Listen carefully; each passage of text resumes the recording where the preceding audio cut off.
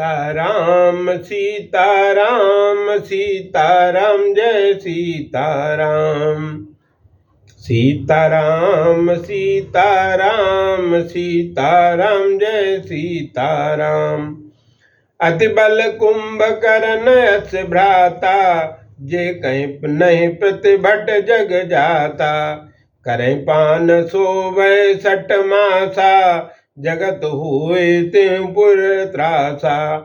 रावण का अत्यंत बलशाली कुंभकर्ण जैसा छोटा भाई था, जिसका प्रतिद्वंदी योद्धा संसार में कोई नहीं था, क्योंकि उसके प्रतिद्वंदी होने से भगवान श्री राम, जो संसार में जन्मे नहीं थे, प्रत्युत्तर कौशल्या जी के यहाँ प्रकट हुए थे। कुंभकर्ण मदिरा पान करता था, 6 महीने के लिए सो जाता था। उसके जगते ही लोगों में भय फैल जाता था। जो दिन प्रत्याहार कर सोई, विश्व वेग सब चौपट होई। समर धीर नहीं जाए बखाना, ते समय अधिक नहीं कोई बलवाना। यदि वो प्रतिदिन आहार करता तो संपूर्ण विश्व शीघ्र ही चौपट हो जाता, परंतु कुंभकर्ण युद्ध में इतना बड़ा अर्थात अविचल था कि उसका बखान नहीं किया जा सकता। कोई संसारी प्राणी ना तो कुंभकर्ण के समान और न ही उससे अधिक बलवान अर्थात संसार के सभी बलशाली कुंभकर्ण की अपेक्षा न्यून थे। वारिद नाद जेठ सुत तासु, भट्ट में प्रथम लीक जग जासु। जेन होए रन सन मुख सोई, सुरपुर नितय पारावन होई। मेघनाथ रावण का ज्येष्ठ पुत्र था, जिसको वीरों की सर्वप्रथम मर्यादा थी। युद्ध में कोई मेघनाथ के समान बलशाली नहीं होता था। नित्य ही देवलोक से देवताओं का पलायन हुआ करता था। कुमुख अकंपन कुलिस शरद धूम्र केतु अतिकाय, एक एक जग जित सकै से सुबट निकाय। कुंभकर्ण मेघनाथ के अतिरिक्त रावण के पास दुर्मुख, अकंपन, वज्रदंत, धूम्रकेतु, अतिकाय ऐसे अनेक योद्धा थे, जो एक एक करके अर्थात अकेले ही संपूर्ण जगत को जीतने में समर्थ थे। काम रूप जानहि सब माया, सपने जिनके धर्म न दाया। ये सभी मनचाहा रूप धारण करने में समर्थ थे और सभी माया जानते थे, जिनके पास स्वप्न में भी धर्म और दया नहीं थी। 10 मुख पैठ सभा एक बारा, देखे अमित आपन परिवारा। सुत समूह जन पर जन नाती, गनय को पार निशाचर जाति। सेन बिलो कसय जय अभिमानी, बोला बचन क्रोध मदसानी।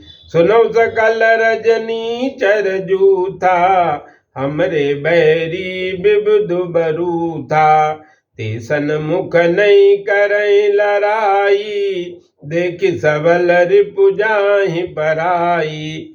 एक बार 10 मुख वाला रावण सभा में बैठकर सीमा से रहित और अपने परिवार को देख रहा था। उसकी लाखों की संख्या में पुत्रों का समूह, स्वजन, अपने परिजन अर्थात परिवार को लोग तथा अनेक पोते थे।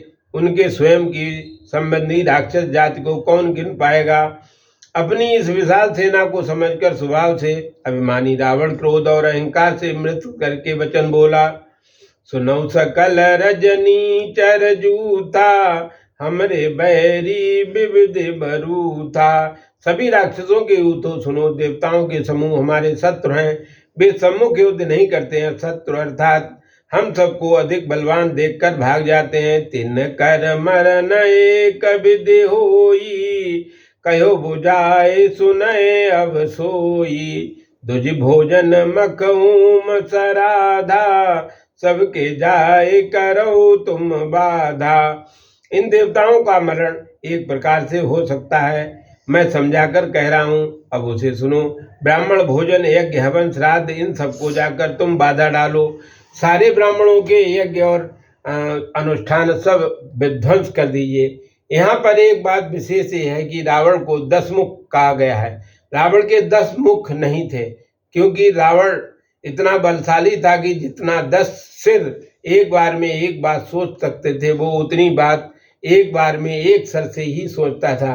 क्योंकि सुग्रीव जो सुग्रीव का मतलब है कि जिसकी ग्रीवा मतलब गर्दन बहुत मोटी हो, उसे हम सुग्रीव कहते हैं।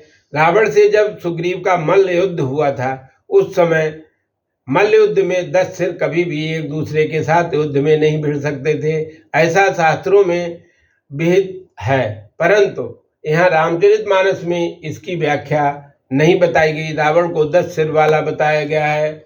जय जय सीताराम भज, जय जय सीताराम, जय जय सीताराम भज, जय जय सीताराम। हरे कृष्ण गोविंद मोहन मुरारे, हे नाथ नारायण वासुदेवा। हरे कृष्ण गोविंद मोहन मुरारे, हे नाथ नारायण वासुदेवा। बोलो श्याम रामचंद्र की जय।